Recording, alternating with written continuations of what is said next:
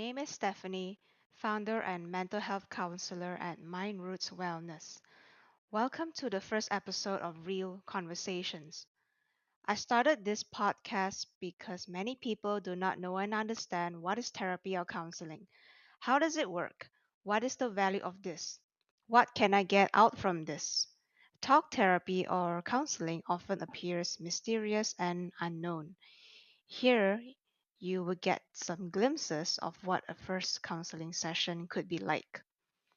This recording was made with consent. All identifying information, including names, have been removed for confidentiality, anonymity, and privacy. This recording has been edited for length and clarity. This is a life narrative of a young woman.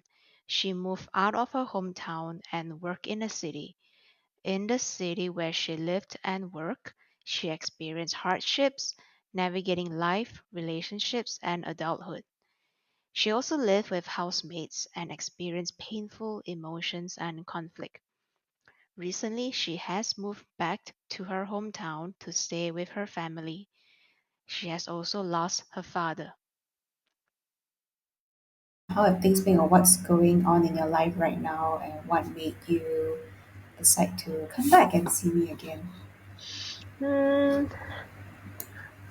I think because recently I've had like really huge life changes in a way. Like I just moved back to Penang actually. I moved back in April,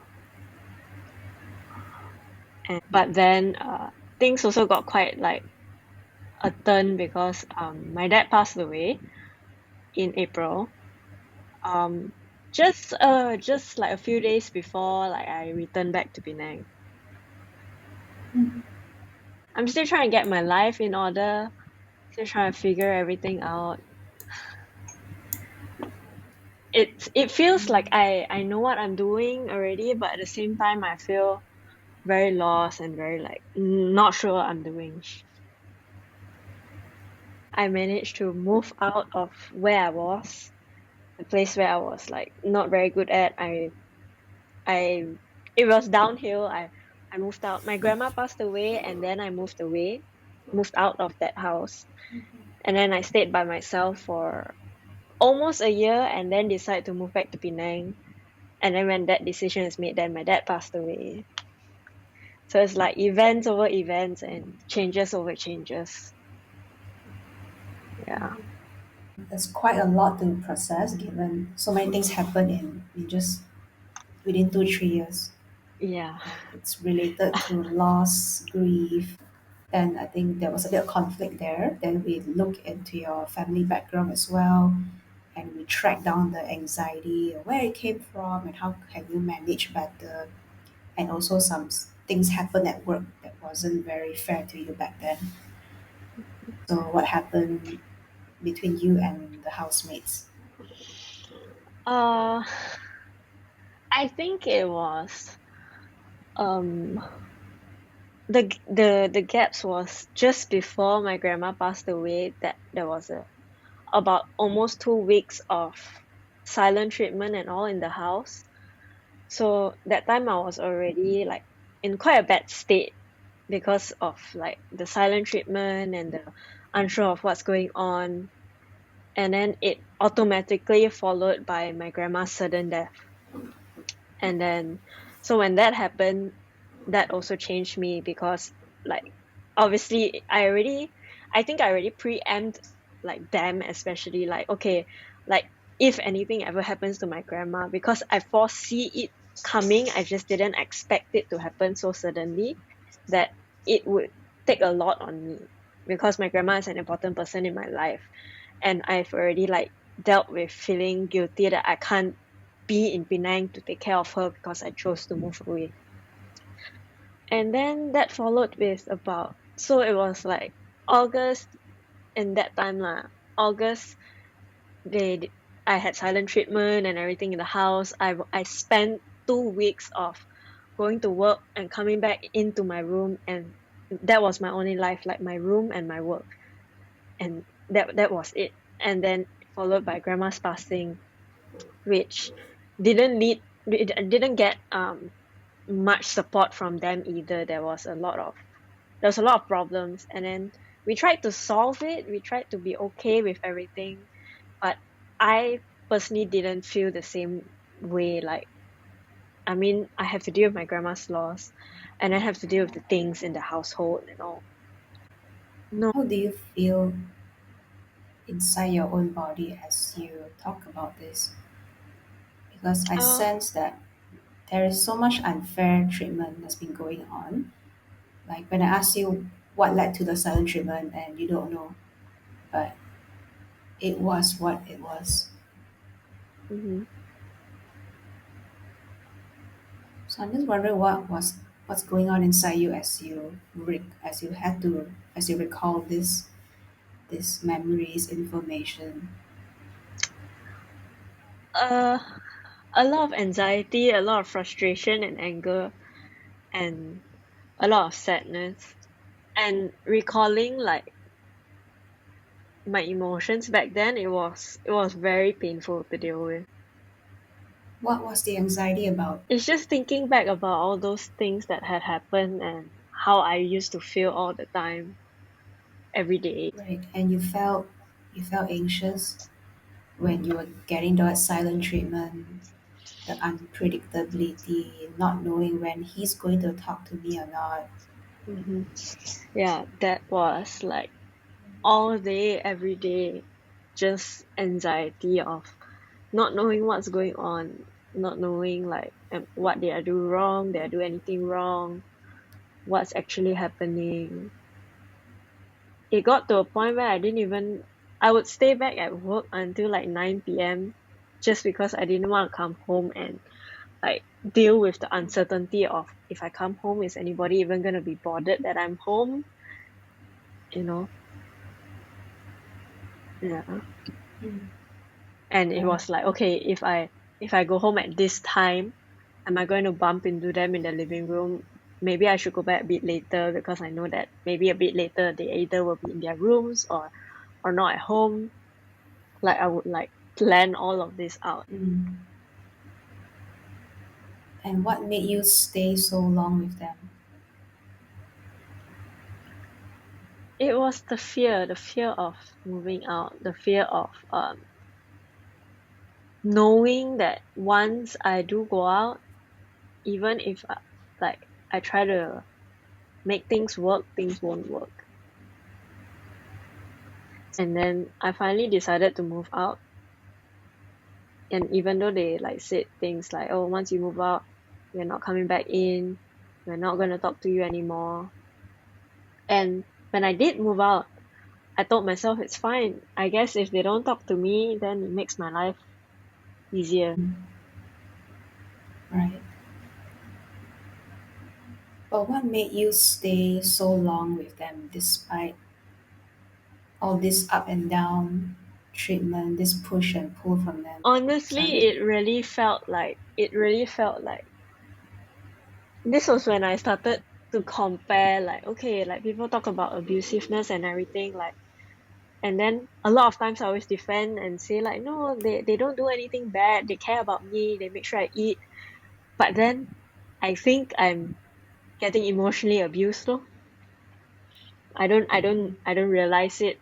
I didn't realize it until I walked out of there to see that, okay, like, I this has been traumatic.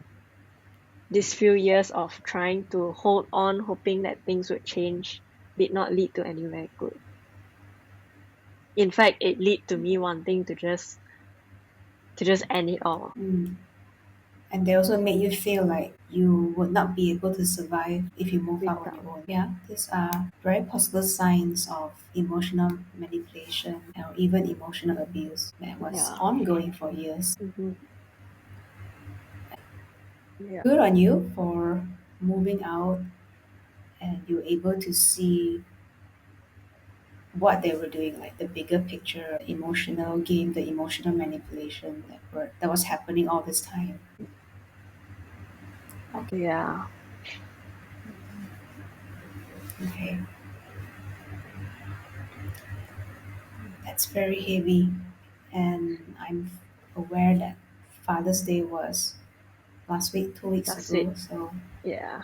right, and I think that there was a lot of emotions going on then, even Yeah. now. I guess it was hard because when I made my decision in October last year to move back to move back to Penang this year, my whole reason and all behind it was to move back for my parents, to be there for my dad, to make my mom's life easier, to spend more time with my dad. And then just as I'm about to do that, it's like, oh, okay, he passed away. So then I was like, okay, Oh I guess shit. I'm too late.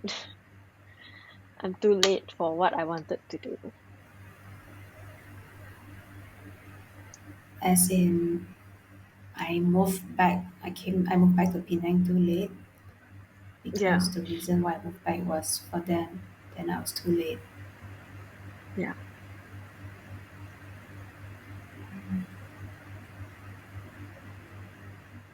Even And hearing you say that mhm, comes with a lot of. I'm just thinking, I'm putting myself in your shoe, like, so much must have happened in your mind, in your own body. The guilt, the regret, the why didn't I do this? yeah. And at the same time, leaving KL wasn't easy also because the people that I had there, the friends that I made and all, they were also really close to me. So it's like, oh, I'm dropping everything that I've built for all these years. I'm dropping them. I'm leaving all of them and I'm moving back to Penang. And then now it's like either way, like it's like a lose-lose suddenly. But then I also did see like on positive sides where like if I have to reflect about it now, it's a lot of positive things happen because I moved back. Like because my dad passed away, my mom needed somebody. At least I had already made that decision to move back and she has somebody with her. And then at the same time I don't know if you remember, but I always mention about my siblings relationship and all. And ever since I moved back, I've been growing closer to my second brother, who I would have never imagined that I would have this kind of relationship with him now. Like now I can talk to him. Now we can have conversation about random things. So there's a good to it, but at the same time there's still so much like things that are hard to deal with. There are good things, but there are still things that I really miss having. Two things can be true at the same time. There are good things, but I also miss what I had.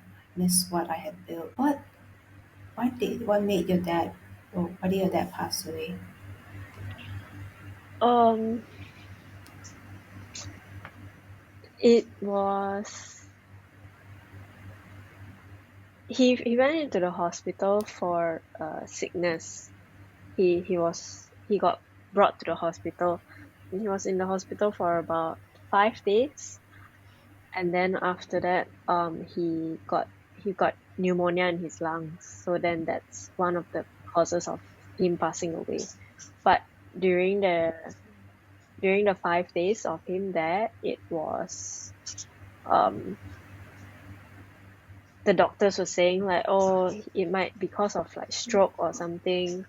And so at this point in time, even because he was in the hospital for 5 days, and during those 5 days he was barely even like conscious and all.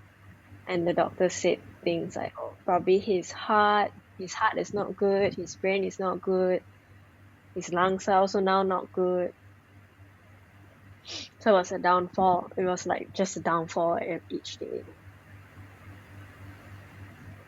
And um the last person to see him alive in my family was me, because that there was that night where they had to do intubation, and the doctor said that once he's intubated, his heart might not be able to take it, because they have to stop his breathing for a while or something to intubate, and so his heart couldn't take it. So that night was critical. But my mom, who was staying there every night, decided that that night she's gonna go back and rest. So I stayed there overnight, and in the morning when I woke up, it was when he passed away. Like, he was unconscious and they went through CPR and everything, and it's like a good thing, bad thing. Like, I was the one that had to be there when they were doing all that. When it was like emergency, they were calling doctors, they need to do CPR and everything. I was the one there, and everybody else was all at home. But the good thing is that at least my mom didn't have to be there when that happened. It was me. So I saved her from that, but at the same time, it's like, oh, that is the last thing that I remember of that morning. You sacrifice a lot. Yeah.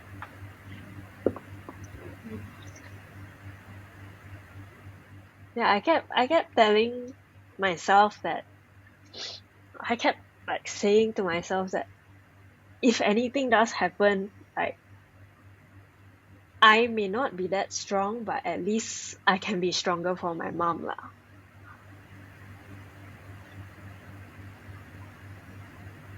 Hmm. Let it be anybody else that has to go through it, but just not her.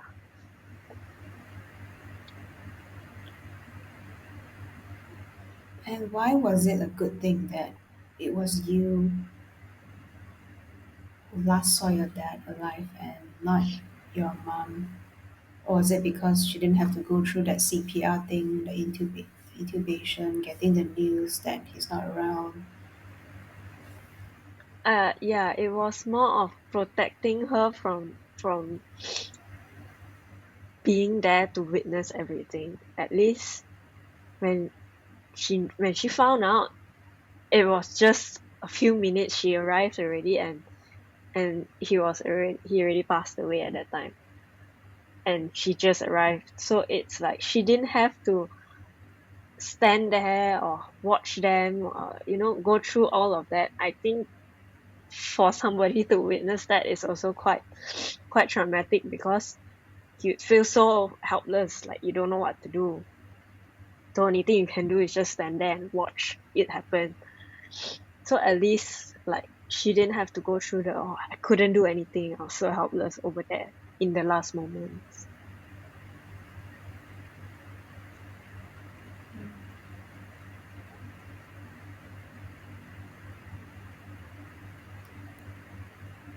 So you were the only one protecting your mom, right? And none Yeah. of your three brothers were there, No. and you sacrificed the life you built in Subang, in Klang Valley, your career, your social circle, your identity, in your early 20s, the city life.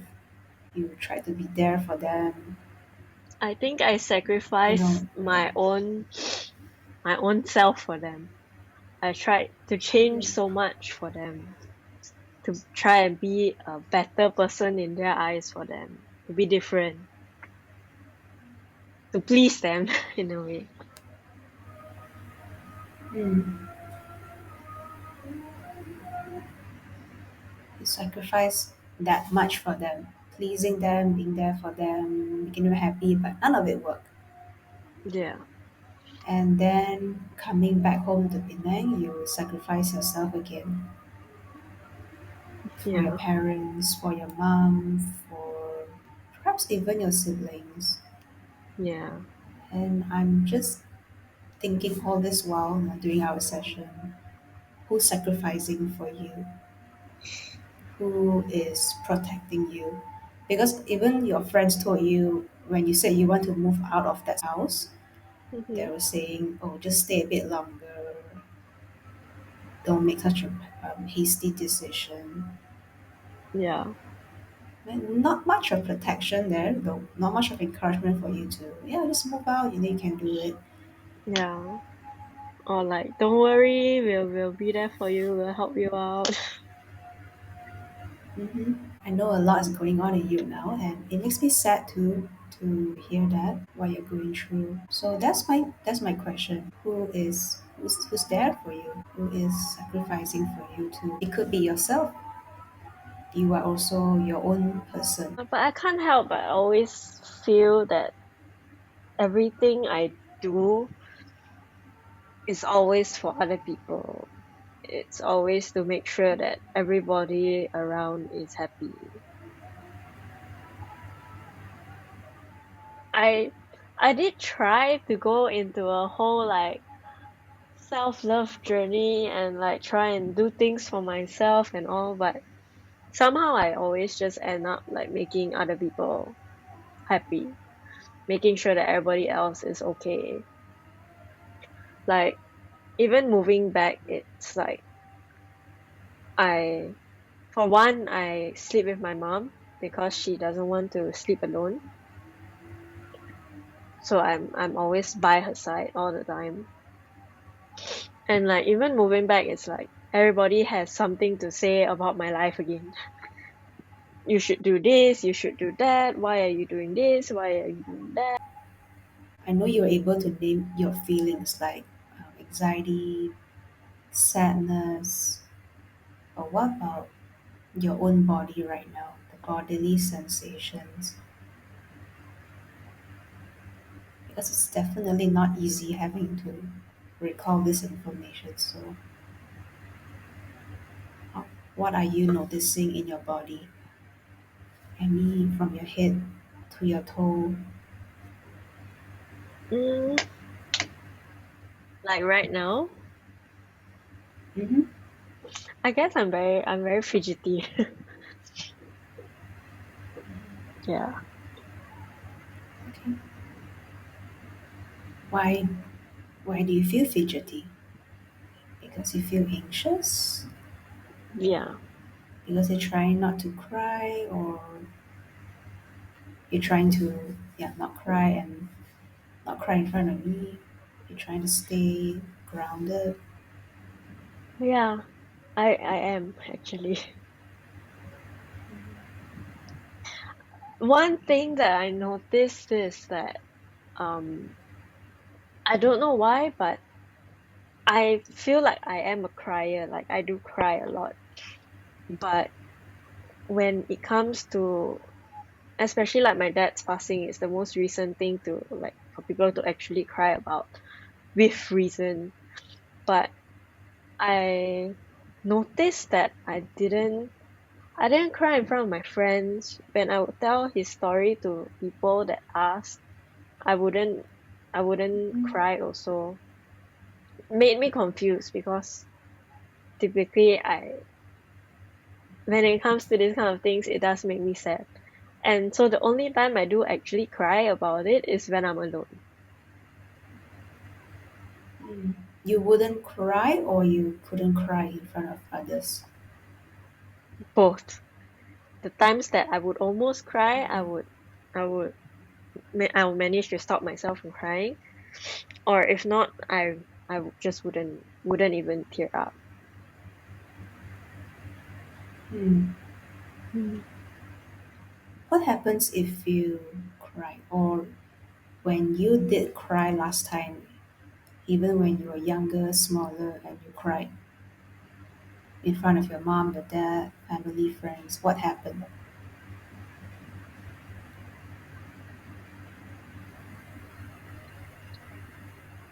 I think people just look at me like, why are you crying? I guess I feel like when I cry in front of people, it's like I'm seeking for attention. It's like I'm needing that sympathy. So I don't want all of that. I don't want the attention. I don't want the sympathy. Or there are times when I'm crying, people are like, why are you crying? So a lot. That's why I hold back a lot of tears nowadays, especially in front of people.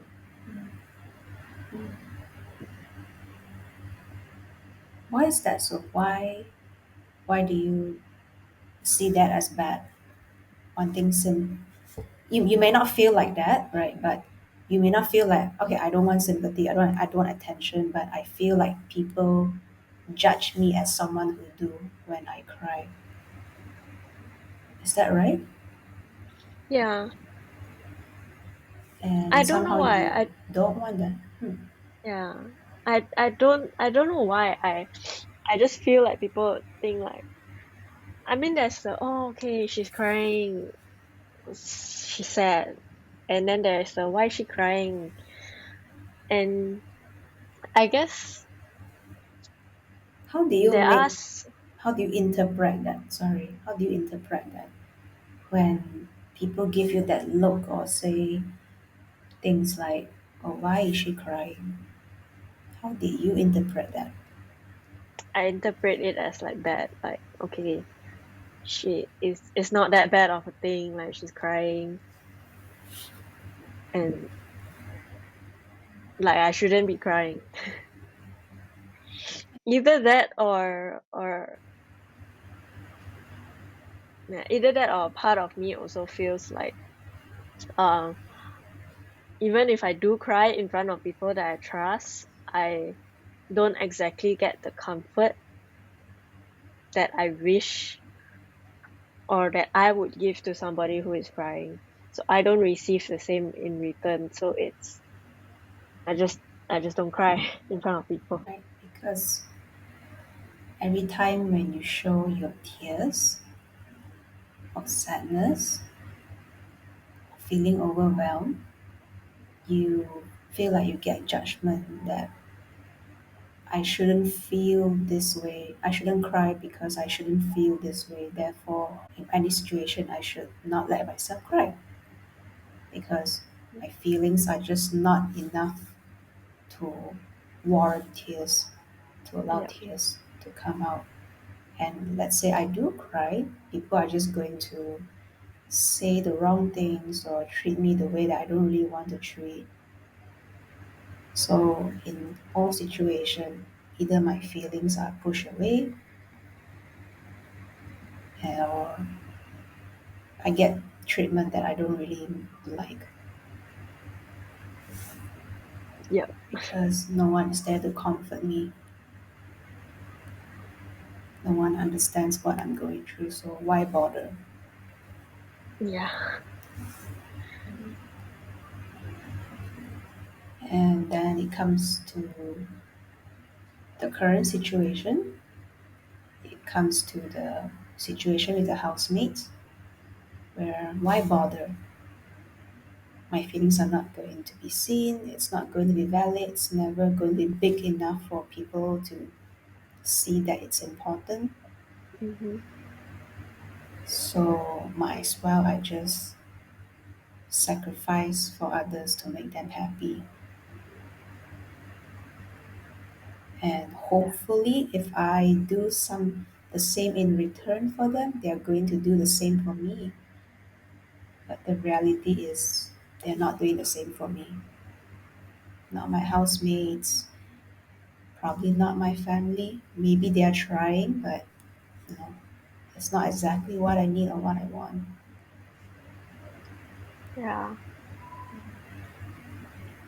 To be honest, I So think then, if it's like my family, I think we have all been very individual, as in nobody comforts anybody. Like we don't comfort each other. We are all dealing with this emotion all on our own.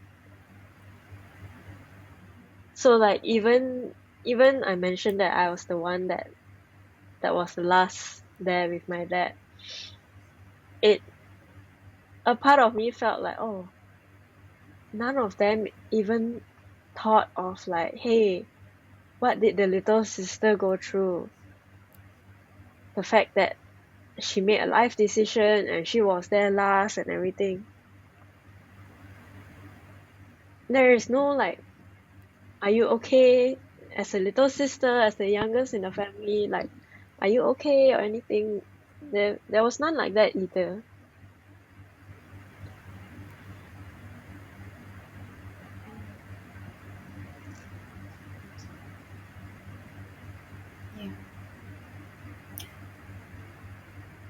You haven't said this word called loneliness, but as I'm hearing you say it, it really does feel lonely. And even if you're not expressing or saying it, it really does feel so lonely. Actually, that is what I have been feeling. And Mm. like since moving back also, like my friends and all that were in Penang, that are in Penang, they're all like so happy, like, oh, okay, you're coming back to Penang and all. But the truth is that I haven't even seen anybody. I haven't, like, my closest friends, I've been back since April, and I only see them like once a month or 2 months once. And it's like I have to search for them. And so a lot of times I'm just by myself trying to get through my day. Uh, Recently, I feel like I'm just letting each day go by. I'm not really feeling anything. I have friends who ask me like, "How are you today? Are you okay?" I say I'm okay because I don't know what else to say. I don't feel anything. I feel sad. Yeah. Do I really feel happy? No, not really. But if I'm with people and they're making and they're laughing and I'm okay with that. But I'm not exactly like happy. And I don't want to neglect self love, but at the same time I feel so empty. I feel like there's nothing. Your feelings make sense, right? Because as I'm looking at your intake, your information form, there are a lot of symptoms that are similar with symptoms of depression. Not to say that you're depressed, but a lot of symptoms like feeling blue, sad, don't enjoy things, feeling empty, numb. It's like, yeah, I'm surviving, but I'm not really living. I'm just existing.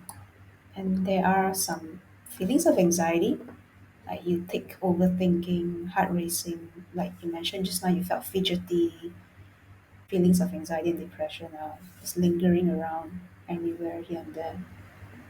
And Yeah. it's also very important to note that you're going through grief because I think so much things happen within these 2 3 years. Dealing with your father's sickness, then there's grief about that. He wasn't well, then in a way, when your loved one is not well, you kind of really in that mindset, okay, I need to prepare for the worst. I need to do whatever it takes to be there for them, get things done. Then there's the administrative procedure that people don't really notice, like going hospitals, talking with the healthcare, like the nurses, the doctors, then going back to your house again, dealing with your mom, your siblings, then getting a new job in Penang, moving back home, unpacking things. So there's a lot. Then when your father passed away, then it's like, what do I do with his old things? Like I don't want to forget about him, but his clothes are here. Then my mom's a mess. I would sleep with her. So you're navigating a lot. Yeah.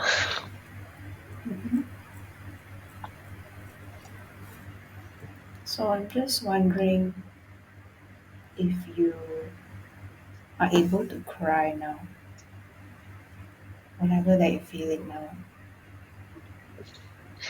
You're a human being navigating a very complex situation, very Mhm. complex emotions, and that it's okay to really cry. For me, crying is like laughing.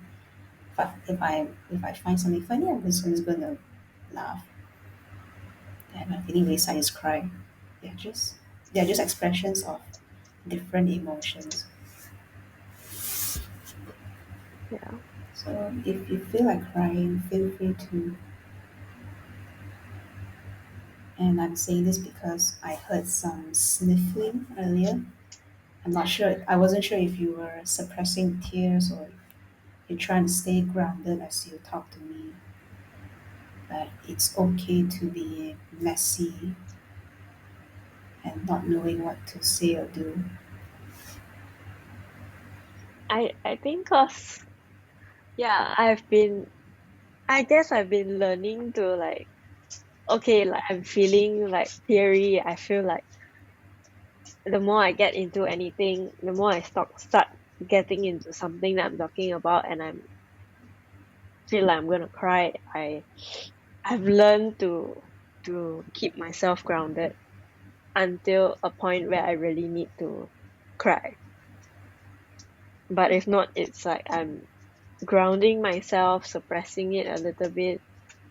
Even though I feel like I suppress it so much, and then what, one day it's just gonna like explode, and it's gonna be everything all at once. Like I'm already always thinking that why must everything in my life be so drastic that changes keep happening, and they are not small changes like how other people's life would be. It's just minor change. Mine is major changes, and it's all within like not a very long period of time, also not like a 5 year thing. It's like a 1 year after another. There's always something going on. Mm.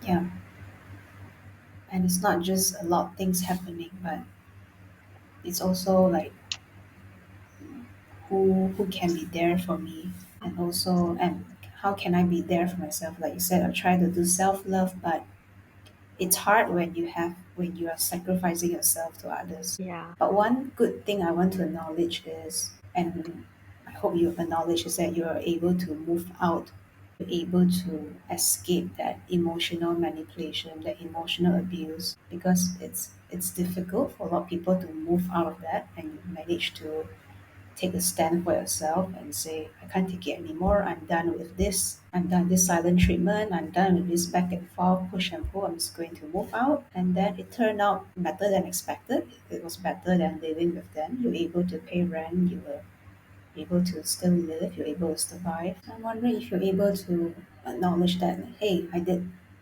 something on my own that people told me I can't do on my own. I think when I moved out and everything, and probably like in the middle of last year, I thought to myself like a lot of, okay, now you realize that you've been quite stupid all this while, and you're just hanging on to all this. But on the bright side, you managed to finally walk away from it. And hopefully from now on, I can, I'm able to see the wrong things and avoid certain situations. And if certain people give me a certain kind of feeling, I know that I need to walk away already. Mm, yeah, yeah. Those were things you learn.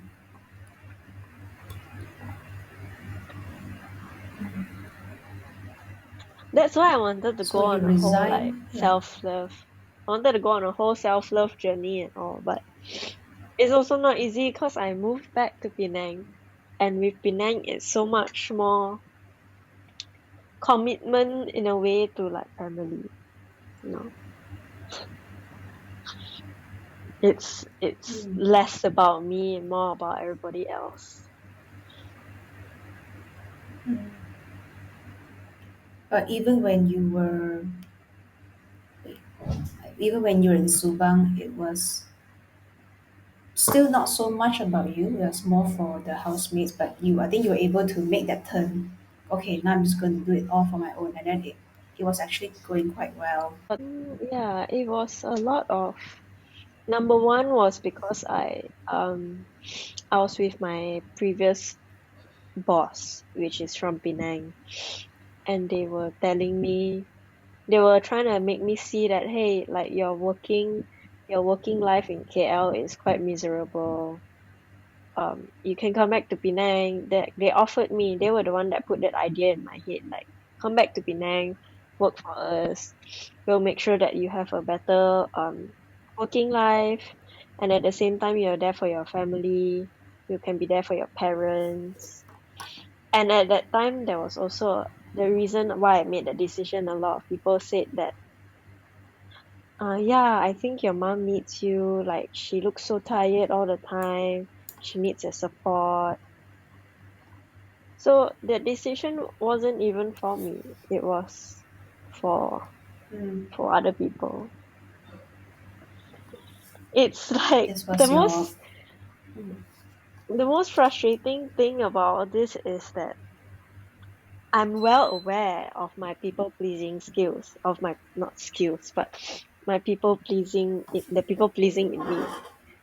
Like, I think you were the one that made me realize that. And even after so long, even though I notice, even though I realize, I am still constantly doing everything that is people pleasing. If I'm overthinking a situation, it's because I'm trying to decide what's the best way to make someone happy. It always results in somebody has to be happy. I have to people please somebody. If not, I feel like I'm doing the wrong thing. If I don't please others, if I don't make other people happy, then I'm doing the wrong thing, or it feels like I am doing the wrong thing. Yeah, But if my decision is just for myself, if I prioritize my happiness over others, then it feels like the wrong thing. yeah,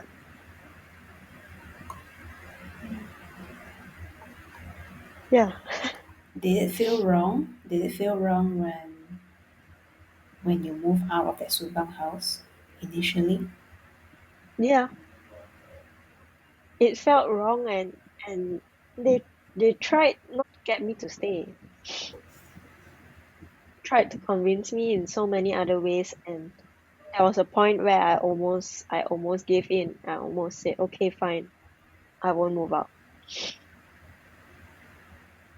But then I made sure I surrounded myself with people who would support my decision, who could be there for me in a way. So then I did it anyway. But then that's the thing. I did it anyway because I knew there were people that support me. But at the same time, I knew that if I didn't do it, if I didn't move out, the people who were supporting me would now be upset with me. So I'm still pleasing somebody. I'm still making somebody happy with my decision.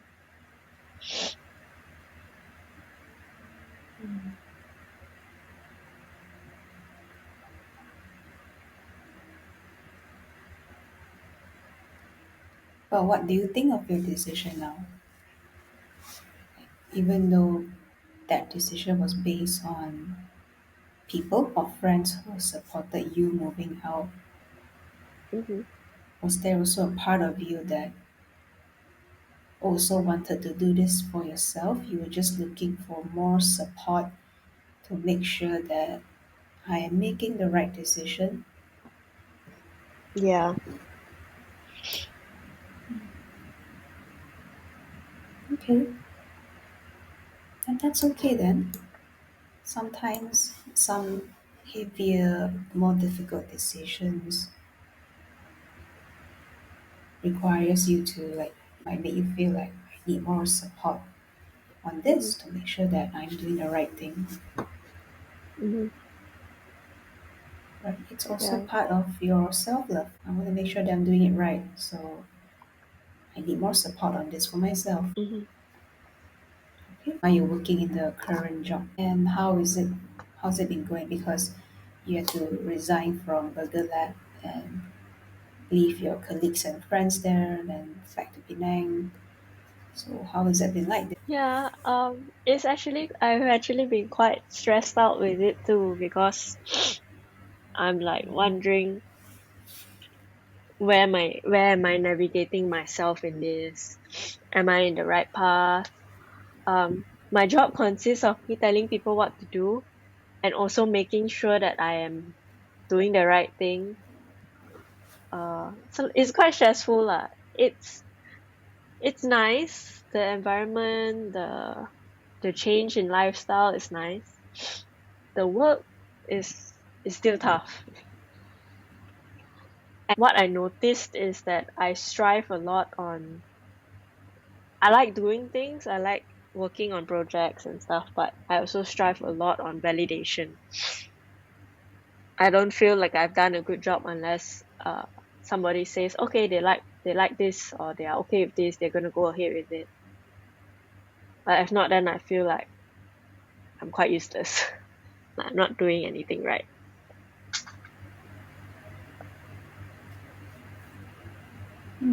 So even in your work, if I'm not doing right for others, then I am useless. Yeah,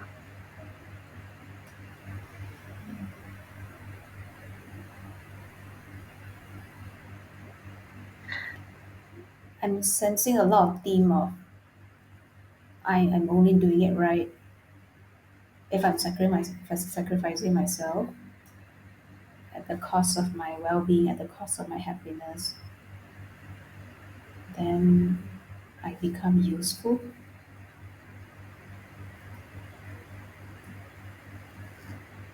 yeah, feels like it. Yeah, a lot of resentment. Then you have to adapt to moving out because you have to find a place very fast with start packing your things like that. Yeah, So there's a lot of moving back and forth around in your life. And I'm sensing maybe because you also couldn't cry because you were on survival mode. Like I can't cry because I have to handle my dad's funeral, my mom, she can't really handle. So some people can't cry when they're going through a lot or when they lose someone or something because they're on survival mode. Like I have to get all the administrative work done, pay this bill, pay hmm that bill. So maybe you're still stuck in that zone of surviving. What things can I do? What can I do for others? hmm Right, that constant loop. yeah, So there's that. Then packing up. Then okay, moving back to Penang. So it's like saying goodbye and even grieving the life that you built or the life that you could have, maybe the life that you dream in yeah, KL, the career that you wanted to build. Then you have to give that move back to, yeah, friends that you had, and the memories that you created in those places. They move back to, so that's grief again, grief of leaving that chunk and that that so-called friendship, right? Housemates, then grief of leaving a place, a life, a career that you could have, and then go back Penang, you have to deal with the grief of potentially losing your dad, because maybe back then you didn't know that he would pass away. So dealing with that sickness, sudden sickness, yeah. Mm, right. So that's well, anticipatory grief. Sometimes it's more painful or just as painful as losing someone. That grief of what if I lose them? It's not now, it's not the time, but I can't do anything, I can't control. That as well, anticipatory grief. And then he passed away unexpectedly. Then that's like a whole lot of grief we had to deal with. And your friends might come and say, are you okay? You need help? Okay, fine. But after that, what happens? Again, the administrative work, the things you have to deal with at home, the memories. Then you have to meet new colleagues, adapt to a new job, go through the stress again. So there's so much different aspects of grief that you're handling on your own.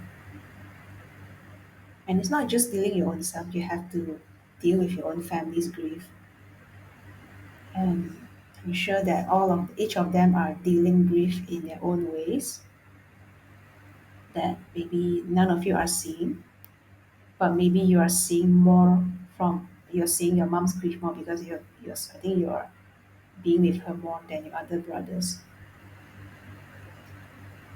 So it's like mhm, you're not just seeing, you are experiencing it. So it really makes sense like why you're feeling the way you're feeling right now. Because why wouldn't you feel this way? And who wouldn't? So I want to gently invite you to slowly start acknowledging this grief for so many things. And maybe we can start to explore or understand more about this grief because I think one thing for self love is acknowledging what you're going through first, acknowledging that grief, even allowing yourself to cry in a session. It's also part of self love. Allowing yourself to be messy, allowing yourself to take breaks, just sensing that this is what you are feeling internally, like you are sacrificing yourself. You're being there for everyone. You're making sure everything's done, settled, happy for them. But the more you're doing this, the more you're also drowning. And I'm just wondering if you have this hope that what if someone could actually see me? If the more I put myself out there for people, maybe someone could say, "Hey, I'm drowning." Right? No, like I'm drowning. Finally, someone can save me. So even when you were getting unpleasant treatment from your brothers, none of your parents would step up and say, "Hey, don't do that to your little sister." So you weren't just dealing with emotional manipulation from your former housemates. You had to deal. You learn how to deal with that since young. Started in your own house and notice how the two housemates were males, and then in your house you were the only female sibling. You were the only other female aside from your mom. So she didn't step in either. She didn't step up for herself either. She was the only female role model you had at that time who's trying to fight to make you happy. So you grew up in a very traditional family that may not have been the best, right? Like males get to have the say, gets to have the authority, the power, the women just listen. Males are preferred over female. It's like no matter what I do, I'm always inferior because I'm a girl and I just don't matter. Lah. I'm the youngest. And there's also like a triangle when you say about your grandma and your mom because they don't get along, then you're in the middle to like make peace, make amends, make sure your grandma don't emotionally attack. I'm not sure there's any physical, but don't attack your mom. So you really learn to like pick up on the very subtle cues, change in tone of voice, who raised voice at home, that I'm gonna be there to make sure that no one gets hurt. And throughout doing all of that, you were the one absorbing all of the emotion, all of the energy, and you're still doing that now. And then you did that in the Subang house. I'm wondering how that version of you felt when you finally move out on your own, living on your own. I wonder, was that different?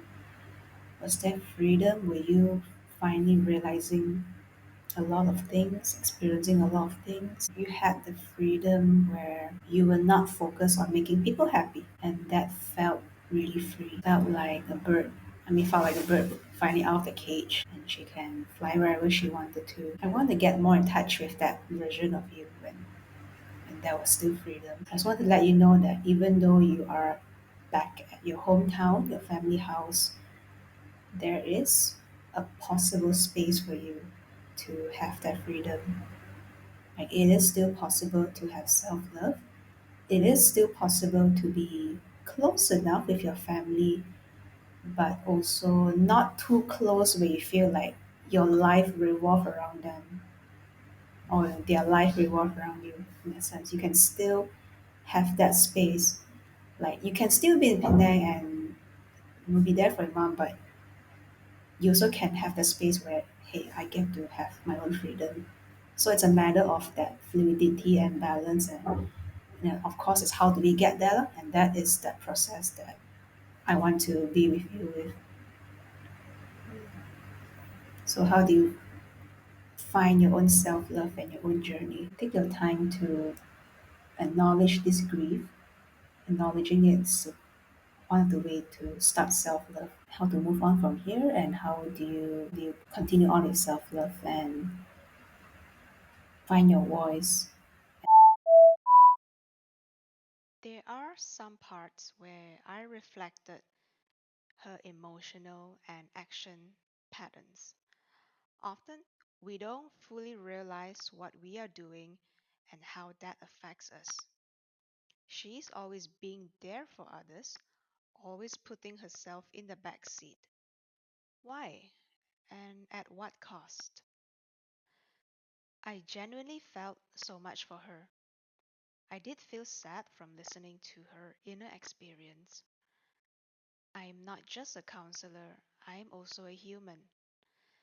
The thing that heals is not always based on theory, it is the humanness and attunement in the session. I sensed that all this while she was not being heard or listened by anyone. She's so wired to give, barely receiving. It was so important for me to provide that space of being present to listen.